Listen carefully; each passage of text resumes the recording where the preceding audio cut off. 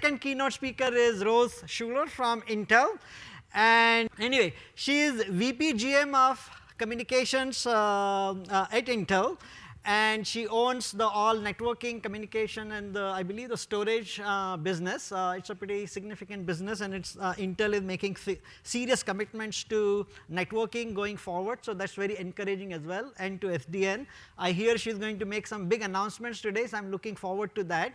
Another thing I thought I should share with you is that she's a soccer mom. Her daughter plays competitive soccer, and so my daughter plays too. So I can imagine what her weekend life is like. And after I hear her talk, I would try to position what kind of a parent she must be on the soccer field, because I have all these parents that I have models of people. So now this is an executive from a big company, and so yeah, I want to position her how she must be. Anyway, here is Rose.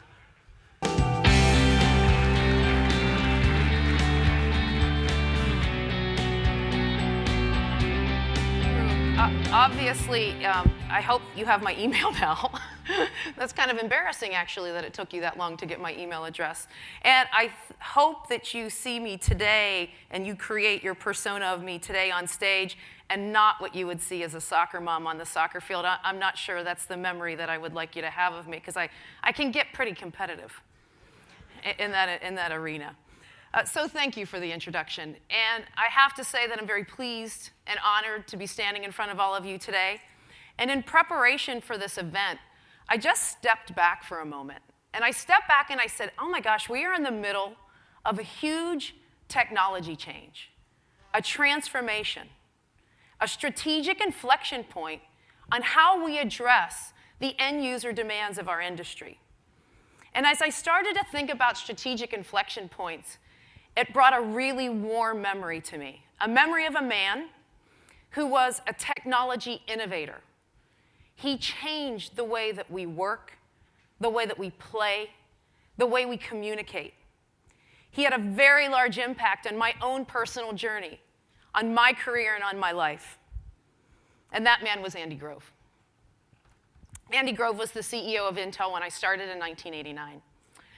And he wasn't just a technology innovator. He was also a student and a teacher of industry transformations. He worked with the Clayton Christensens, with the Bergelmans, to understand what really was meant in the time of transformation and in the time of a strategic inflection point. I had the opportunity many times to meet and work with Andy, and one of which was in a classroom environment where he was teaching a strategy class, and he said very simply, a strategic inflection point is an event that changes the way that we think and the way that we act. I watched Andy through his tenure at Intel. I've been there almost 24 years now, and I can tell you that as an employee of Intel, there have been a number of strategic inflection points that we as a company have had to deal with. Whether it be the migration from a memory company to a microprocessor company.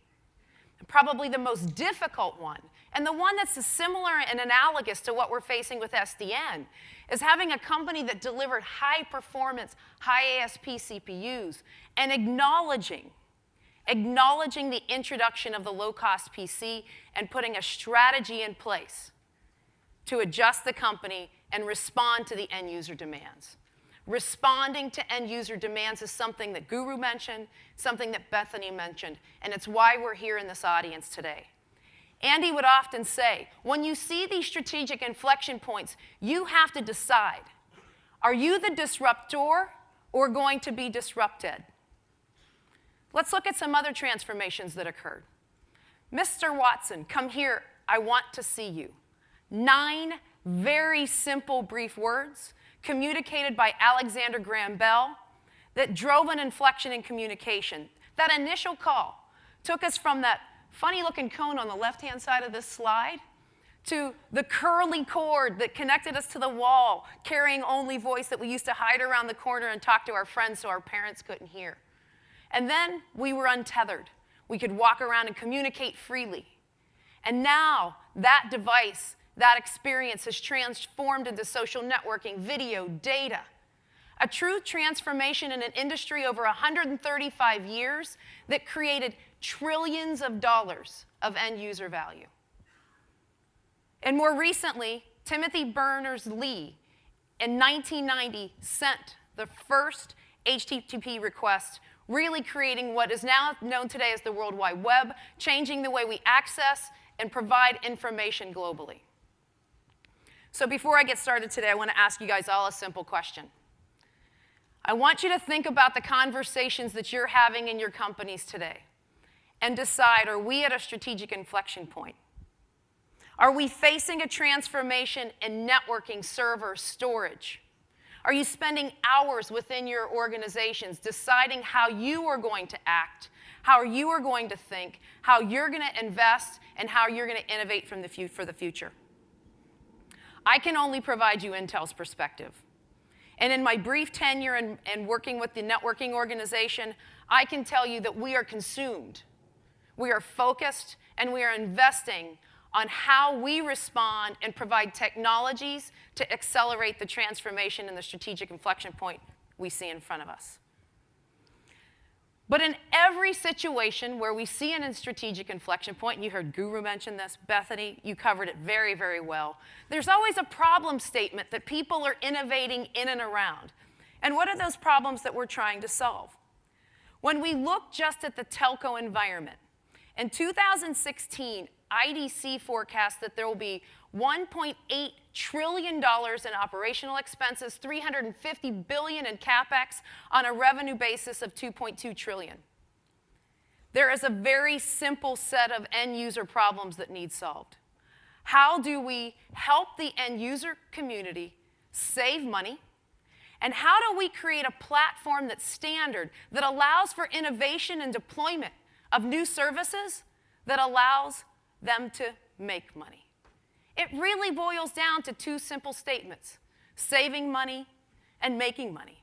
And that was just the telco data that I provided you. Add on top of that the opportunity that exists in the cloud and around enterprise IT, and the transformation in front of us and the opportunity to change this industry is staggering. So again, our problem statement, very simple: save money, make money. And how about if we had a common goal in front of us? And I think we actually need two goals. After listening to Bethany, thank you. You've kind of spurred some thinking here. From a cost perspective, how do we get as efficient in the network assets as we are in the cloud assets? And from a cloud perspective, they measure efficiency very simply. A dime. One dime. 10 cents for VM hour. That's how efficiency is measured. And how do we scale that efficiency across telco, cloud, and enterprise IT? I also think we should have a metric around deployment efficiency.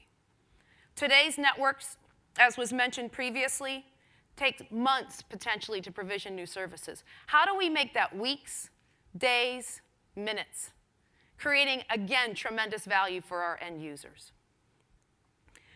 We often think about SDN, and we look at enterprise, at data center, is the natural proof point. Because going back to the basic definition, we're separating the control plane from the data plane.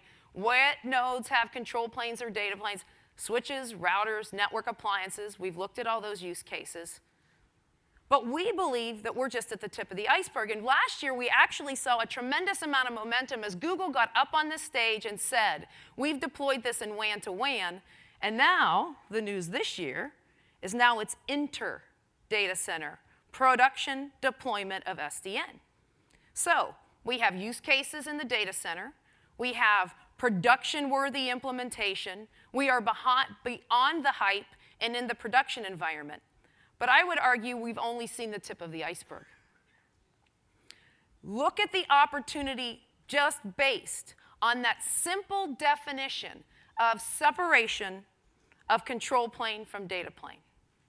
Look at the switch and router competencies within the telco network. But also look at devices in the access network, Cloud RAN. The traditional radio network controller has a plethora of control plane and data plane capability in those nodes. Gateways that sit at the edge of the network, and the implementation of things like the Evolved Packet Core within your mobile core environment. We have the opportunity between software-defined networking as an architectural approach and network function virtualization to create a trend, an inflection point that's disruptive, not only across the data center, but across the cloud and telco infrastructure as well. So let's look at today's deployment model. You hit this as well. Spot on. And it's not only in devices that we see, again, in enterprise. You can look at this within a telco infrastructure as well. It's, in many cases, proprietary silicon, proprietary software and operating systems, maybe a proprietary form factor. And what becomes challenging is when you go back to the problem statement of how do you save money and make money. On the make money side, it's very difficult to deploy a new service when you don't know the end state of the node that you're deploying that service to. SDN and NFV create an opportunity for a transformation where we now start looking, instead of a customized node, a virtual instantiation of an application in a virtual machine on a standard COTS high-volume server that supports open architecture and open protocols such as OpenFlow, OpenStack, and open virtual switching. So as we look ahead to this new approach, a blend of SDN and NFV, what would that ideal node look like? Let's take a look at it. Philosophically, we believe it needs to be open, multilateral, and meritocratic, aligned with the philosophy of the Open Daylight Consortium and of the initiatives in ETSI, being led by some of the leaders in this industry, such as IBM and Cisco on the Open Daylight side.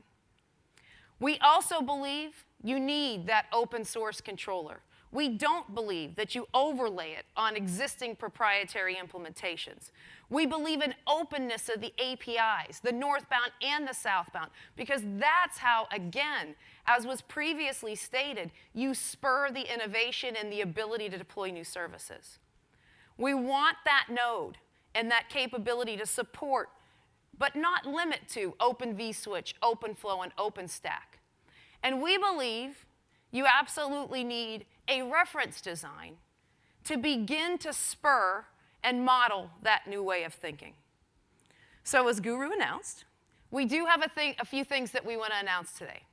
And first, I'd like to talk about the Open Network Platform Switch Reference Design. An open programmable platform. It's based on an Intel CPU, an Intel chipset that incorporates some of the acceleration technologies that we know are needed in the network today, compression, cryptography. And as part of that reference design, we also have the Intel FM 6700 high-performance, low-latency switch. This switch supports VXLAN, NVGRE, and supports the highest number of open flows on the market today.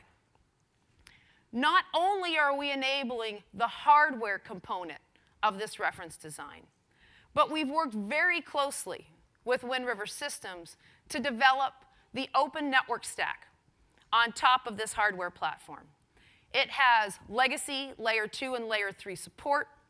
It supports OpenFlow, Open vSwitch, and all the OpenFlow APIs. And it has API capability for OEM differentiation over time. And it will be and serve as a reference design for switching at the top of the rack to distribute traffic down to the virtual servers that reside underneath it. It is a reference design only, but it is intended to accelerate the move to this open platform approach. We have a number of ecosystem partners that are supporting this initiative that we'd want to announce today. Obviously, from the controller perspective, HP, Big Switch, NEC, I'm sure you're in the audience. End users including NTT, Changhua Telecom. VMware to support the network function virtualization capabilities that will reside on top of it.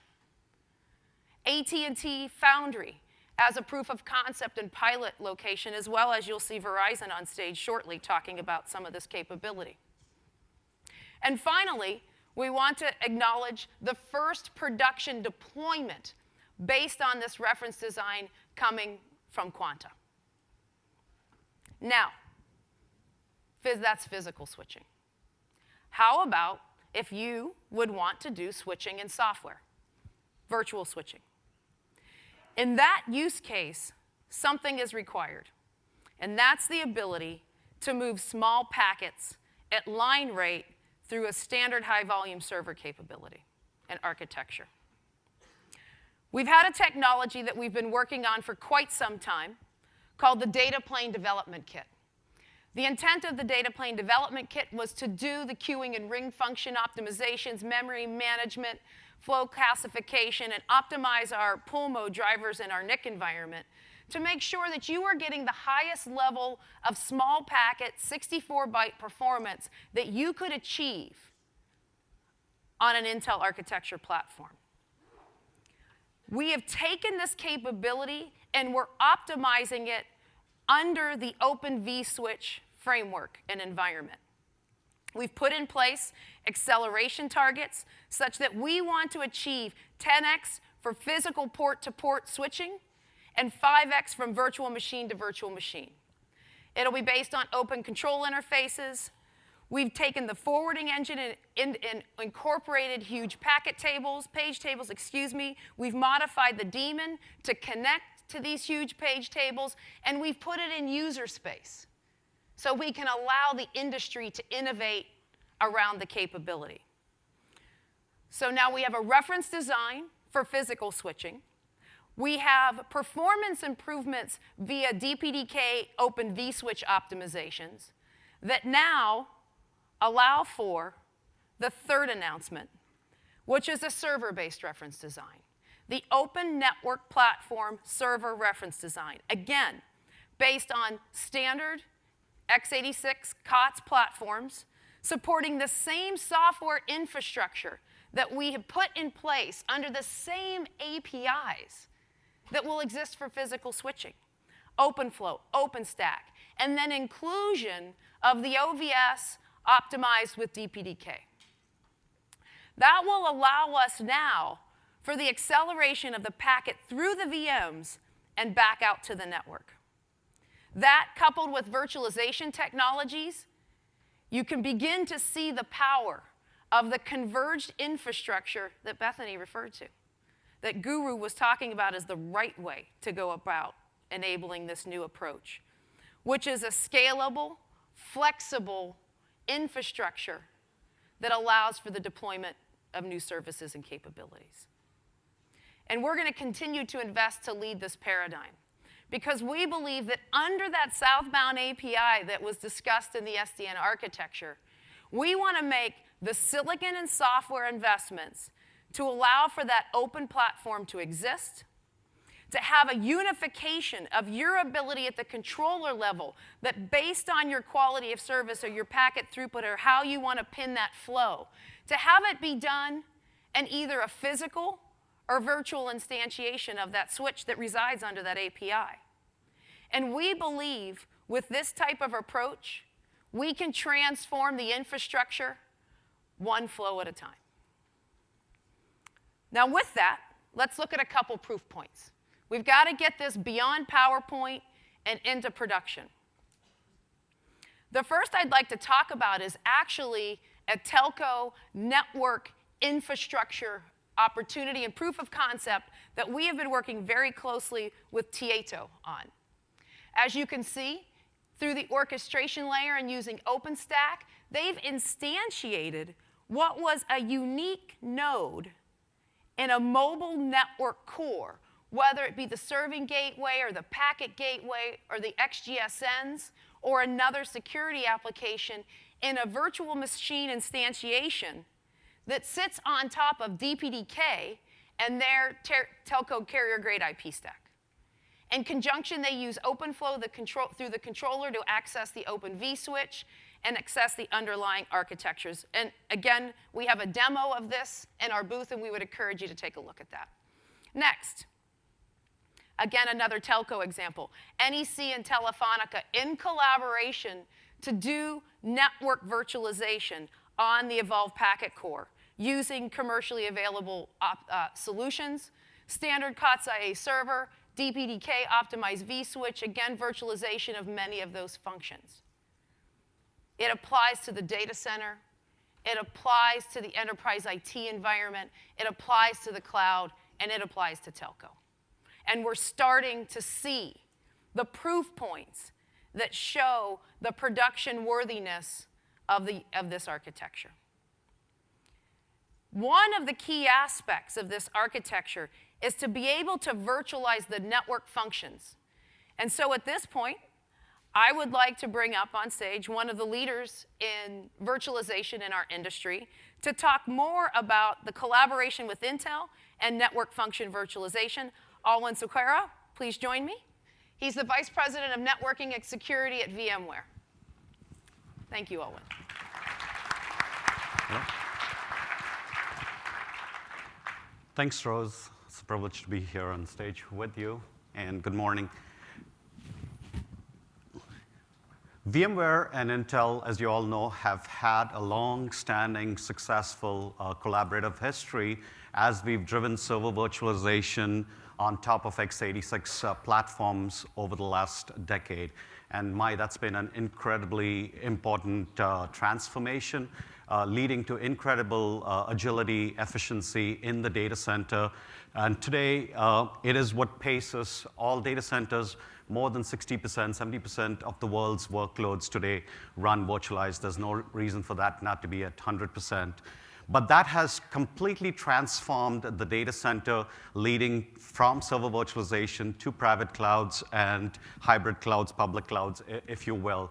Today, we continue to extend that collaboration with Intel, and we begin to focus on the rest of the data center. Network virtualization is, in our opinion, in our belief, one of the key elements on the journey towards the software-defined data center. And we're really excited about the collaboration here with Intel on top of the x86 platform. So a little bit, few words on what software-defined data center, why the pain points. I think Bethany, Rose, Guru have all pointed to the pain points that exist in a bigger way than ever before. The pain point has become more manifest with server virtualization, with cloud computing, with mobility in the data center. And effectively, as we went around and talked to our customers, they loved what server virtualization did for them. The ability to spin up VMs in a matter of seconds, the ability to be able to move them and do it on an as-needed basis. However, the rest of the data center is what gets in the way and continues to get in the way. It's not like you can simply spin up a VM. You have to take a manual detour. You've got to provision your VLANs, your subnets, your firewalls, your load balancers, VPNs, et cetera, et cetera. Not only that, because it's all static and IP-based, every time you have adds, moves, and changes, you go through that similar process again. So the key point is, why can we not here as a team, as an industry, why can we not do for networking what server virtualization did for computing? Why can we not do for networking what server virtualization did for computing? I think that is the essence of our network virtualization journey as part of the larger, broader software-defined data center framework. So we recently announced the NSX platform. Last year, VMware acquired Nicira. That led to opening of many, many doors and visibility and interest in software-defined networking. We combined both of those efforts, all of the initial innovation with Open vSwitches and Quantum, plus VMware's own network virtualization, switching, et cetera. We combined that all into the NSX framework. Networking, by definition, must be heterogeneous, must support any any cloud management platform, whether it's VMware vClouds or OpenStack clouds or Puppet and Chef scripts, whatever your inbuilt scripts that you use to automate your cloud system. We must support any of those cloud management platforms. We must support any computing hypervisor, not just VMware's leadership vSphere platform, but the rest of the hypervisors. And we must support, our customers demand it, we must run on any network anywhere. The old three-tier networks, the new leaf and spine networks, the emerging SDN-based networks. Our customers want network virtualization to be able to handle the impedance mismatch between cloud automation requirements and mapping that on top of the underlying network. And that's what network virtualization is all about, decoupling from the underlying network and bringing instant access and connectivity and security and load balancing to the upper layers. So from our perspective, network virtualization, simply stated, is almost precisely what server virtualization went through. Abstract, pool, automate. On the first hand, you want to abstract common networking functions, whether these are forwarding planes, switching, routing, forwarding, load balance, et cetera. Abstract them into logical space. Then you can pool them on top of an x86 platform, commercial, off-the-shelf x86 platform with Moore's Law. They get faster, better every day, unprecedented amount of compute capacity. So leveraging the abstractions that you've gotten via network virtualization, deploying them, pooling them on homogenized x86 servers, and then making that available from an automation consumption perspective through any cloud management tool, if you will. That's what it's all about, abstract, pool, and automate, if you will. Once you're there, that leads to operational efficiencies in an unprecedented fashion, exactly what server virtualization did for computing. Because now you have a true scale-as-you-go architecture. You don't have to preset and pre-create large pods, not knowing if they will come, when they do come, how fast they will come. You can go ahead and build up Lego building blocks for pods, and then spread and spray your network virtualization bits on top of that, and then be able to spin up VMs, the virtual data centers, with their own inbuilt logical wires, logical firewalls, logical load balancers, if you will. And that's where you get immediacy. That's where you get the agility, the efficiency that was realized with server virtualization. In fact, today at OpenStack, we are demonstrating VPN as a service, firewall as a service, load balancer as a service to add to the open switching and other such quantum plugins at OpenStack today. So this is all tremendous and leads us to where we want to go. The final big point, how do we accelerate innovation? How do we accelerate this new world, which is so much desired? It's a major pain point. It comes down to what Bethany talked about. It comes down to what Rose talked about, Guru talked about. This is about open APIs. This is about at least laying a framework so that we can allow for innovation in different layers. So southbound, SDN controllers, managing hardware fabrics, separating out the control plane from the underlying data plane, that's all good. We can leverage that in an efficient fashion with the network virtualization layer, and the network virtualization in layer supporting northbound APIs, where you can bring up a switch, a logical switch, bring up a logical router, bring up logical firewalls, and be able to consume it downstairs, the northbound APIs. Likewise, we got to have APIs for service insertion and chaining as we go and virtualize network functions. And then we want a gateway into the real world, because that'll allow us to evolve into the journey versus it being a forklift upgrade, if you will. So there you have it from our perspective. Network virtualization, SDNs, the ability to do this in real time on commercially available x86 platforms for us is a tremendous benefit. So these are exciting times. Thank you. Thank you, Owen. Thank you So much. So we've talked a lot about new philosophies and new approaches, and maybe some of you are sitting out in the audience and going, well, Intel's a multi-billion-dollar company. Are you at all practicing what you preach? And the answer to that question is absolutely yes. We currently, within our own IT environment, have 2 SDN implementations, network function virtualization. And in the first case, leveraging the network virtualization technologies from our partners at VMware, we have created an instantiation of some security applications within our environment with the objective to obviously do tenant-based modeling and achieve efficiencies and reducing total cost of ownership. In addition, Bethany referenced earlier an implementation that we're working on with HP and Verizon for a cloud bursting application. We are about, I believe, 75 to 80% through that proof of concept, and we're very excited to start getting the data back.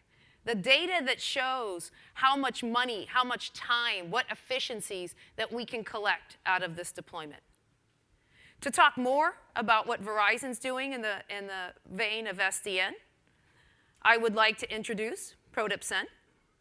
Prodip is the Director of Network Architecture for Verizon Communications and will provide you some of that end user perspective and really give some insight into, are we solving the problems that they're facing today? Thank you, Prodip. Rose. Good morning.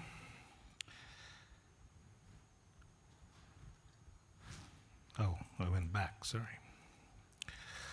So I wanted to first start saying that Intel has been a very good technology partner for us. We've been working with Intel over the years.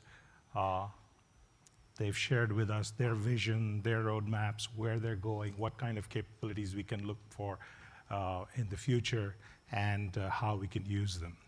But after hearing Rose talk today, I'm going to co-opt her into being an evangelist for SDN and NFV. I think she did a great job in explaining how we can do it and in explaining why we need it. So I just wanted to say that really, I think, made the specific points which I would have made if I were given the same talk. So over the years, way back when, around 2008, 2007, we've been involved in this SDN space more as an observer. We have paid attention to what was happening with OpenFlow, the work which was going on. It was all very interesting. We felt that this is something which we could really use, but it was not yet ready for prime time. We were looking at how to use high volume hardware to lower our costs. How can we use non-specific equipment to run the functions we want to run? Again, great improvements, but not yet ready for prime time. And then around 2009, we started to hear from Intel some proof of performance data, which really started getting our interest. And we said, now this is something a carrier, a telco can start to look at. Before that, we couldn't even think about using these things in our network. So around the same time, the SDN movement was picking up momentum, and we started to see proof points of actually being able to use SDN concepts, being able to use things like OpenFlow, and products started emerging. So we took all of that, and in late 2011 formed a collaboration between Intel, HP, and ourselves to explore this space further, to see how we can use these emerging technologies, products, ideas to actually use it for our own needs. So over last year, so the last ONS, a year ago, we collaborated to produce some proof demos. It was showcased in the show, last ONS. In particular, Intel helped us demonstrate resource pooling or time-of-day resource sharing across geographies using SDN concepts. And through the rest of the year, we developed other proof of concepts, a little more realistic than a trade show or a conference demo, within our labs and in HP's labs in Plano, Texas. And so we're now at a point where we're trying to step out of our sandbox to actually start to try and use this a little better. I'd say we're perhaps stepping out from a little sandbox to a bigger sandbox. We're not yet ready to put all this into practice. So we're now at the point where we're heading into this whole business of trying to do a real trial, as Rose mentioned. But before I talk about the trial, let me just step back and say, why are we doing this? And again, I think both Bethany and Rose did an excellent job of explaining why we need this and how to do it. So it's perhaps a bit repetitive, but I think it bears repetition. Why are we trying to do this? We're really trying to do it for those few things which are our business problem. How do we lower our costs? All of you know traffic is growing on our networks. It's growing exponentially.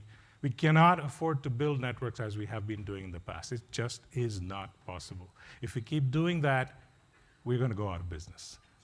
All of you, as consumers of our network services, know that you're not going to be willing to pay more and more for the higher bandwidths that you expect from us. But somebody has to pay for that bandwidth that you're providing you or the other network services we're providing you. So we need to lower our cost structure, a fundamental thing.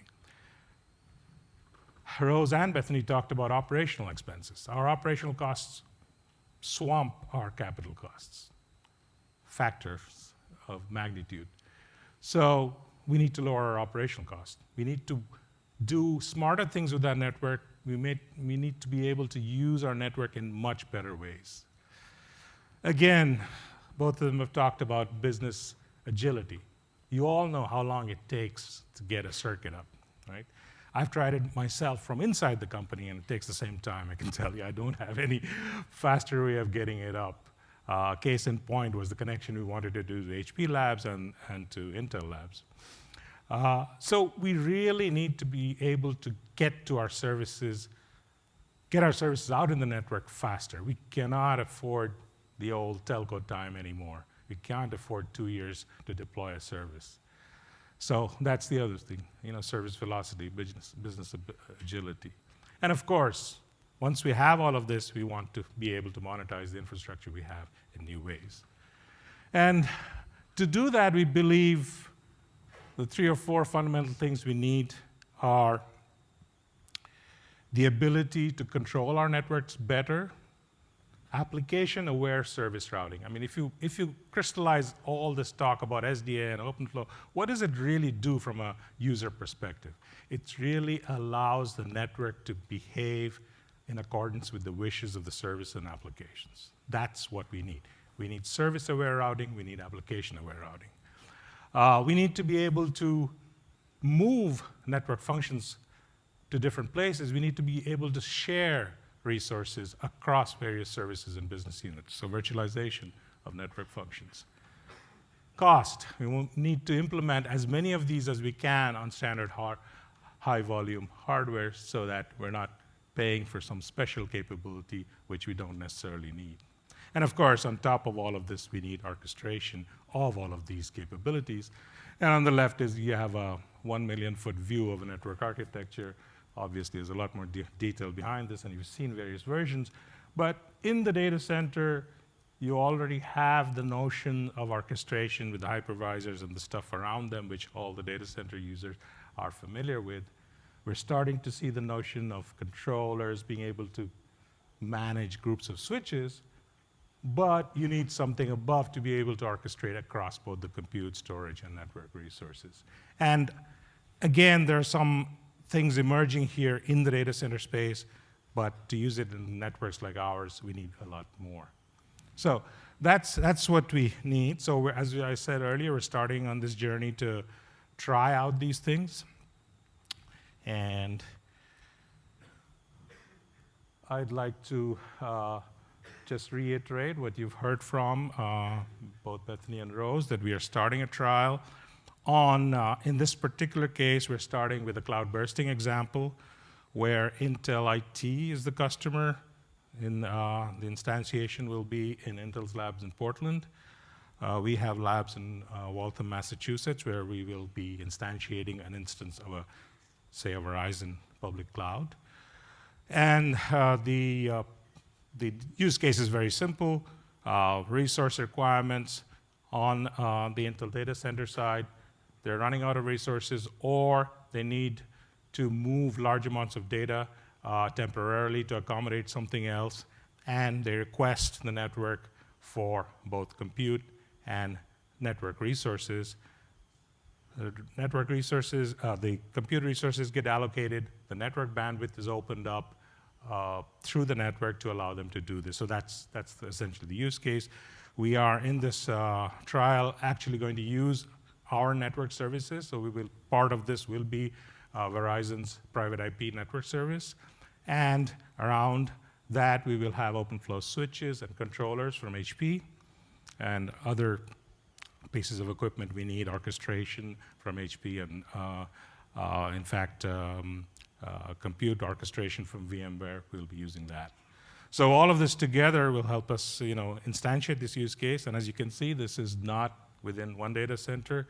It's not two data centers close to each other. This is across the country, from the East Coast to the West Coast. We hope to add, we are already connected to the HP lab, so we may instantiate some other things there.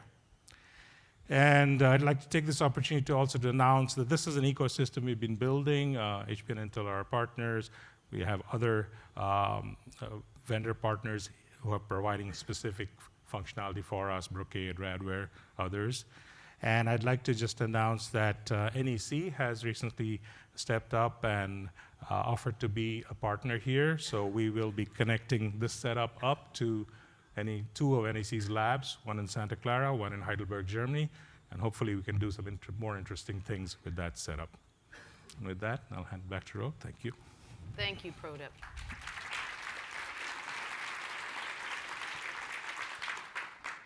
Last year it was Google WAN to WAN. This year it's Google intra data center, excuse me.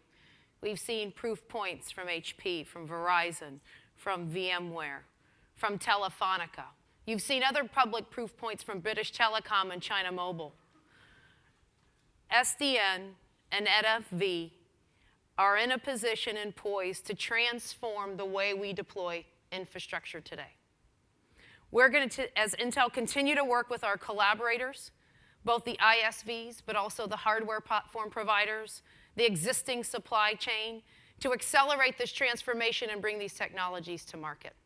We're going to continue to be the technology and piece part provider, delivering silicon and software and reference designs, again, to support the transformation. Just one more thought from Andy before we close. Another thing that Andy always said about strategic inflection points was simply that they are a change in customers' values and what they prefer. I think we've heard across the board today that our end users and our customers prefer a new approach. We see this inflection point within our industry. And to close with a statement from Andy Grove that I'm sure you all know, only the paranoid survive. So here we are. Thank you for the opportunity. And by the way, Guru, rose.m.schooler@intel.com. Thank you. Thank you. Boy, what a high energy talk, huh? I'm glad that my daughter does not compete with her daughter in the soccer team. You ain't seen nothing, man. Okay, I think we have time for a few questions. You want to come up here? I'm going to bring Prodip, but I want up here as well. Oh, Bob? Hi, so I'm really excited about your enhancements to Open vSwitch. I use it kind of all day, every day. And two important things really for a software switch are both performance, which you mentioned that you've worked on improvements, and also adherence to standards. So with regard to the first and also to your partnership with VMware, I'd like to know what the plans are for integrating your enhancements into the Open vSwitch code proper, VMware's code. And with regard to the second, I would like to know what your plans are going forward for supporting more recent versions of OpenFlow, like OpenFlow 1.3 and beyond. Yeah, so let me take the piece of that and you take the other half. So for any enhancements that we make to DPDK, we provide to the open source community. So we make it available for then anyone, including VMware, to integrate it into their Open vSwitch implementation or their implementation, or in particular their implementation. And we're going to continue to look at, as the OpenFlow and OpenStack standards evolve, obviously aligning to the standards and the technologies. We have no interest in bifurcating or kind of fragmenting away from that approach. And you can talk about what VMware's doing. Yeah, as you point out, again, VMware, we have some of the major contributions into the Open vSwitch. We are working very closely with Intel on rolling in some of the DPDK enhancements. And it's pretty exciting, actually, to see the kind of capability that are now possible in. So we'll continue to enhance the Open vSwitch. We continue to contribute. We'll continue to leverage the performance boost that we get through the DPDK. We've begun to move not just from the user space, but also into the kernel, if you will, and we'll leverage that. Exact timeframes are still outstanding, but it's an ongoing effort. About standards going forward, standard support? I didn't get your answer on that. Mine or his? Either one. Yeah, so we're going to continue to comply with standards movement. That was my comment. We don't see any need to bifurcate away from the standards approach. That's part and parcel to our philosophy in accelerating this market. Okay, go ahead. Yes, on the Verizon test that you were doing, that sounded interesting, especially when you said it spans quite a bit of geography. But aren't you doing something like some sort of a GRE tunnel or MPLS? It's anything but automatic because it's got to hit a thumping Verizon router and goes to the other one, sort of like the network terminator when it says, "I'll be back." That's with 9 9s, not 9 8s. So some of that we're doing with OpenFlow around the edges of our network. OpenFlow capable switches, OpenFlow controllers. And then eventually, as we get more experience with this, we will transform our network service itself to be able to handle that directly. Right, but you're still going to have some sort of a layer 3 routing. You're going to have those MPLS, flow paths going through your big core routers. Oh, correct? yes, absolutely. Okay, yeah, thank you. we don't, at least at the initial applications of all of this, we see it really around the edges, the service edges, the consumer edges, and in some parts of the aggregation and access. The core, at this time, it doesn't seem necessary to make drastic changes there. Okay, thank you. Okay, I think let's thank the speakers again. Very well done. Thank you. Oh, thank you. Hey.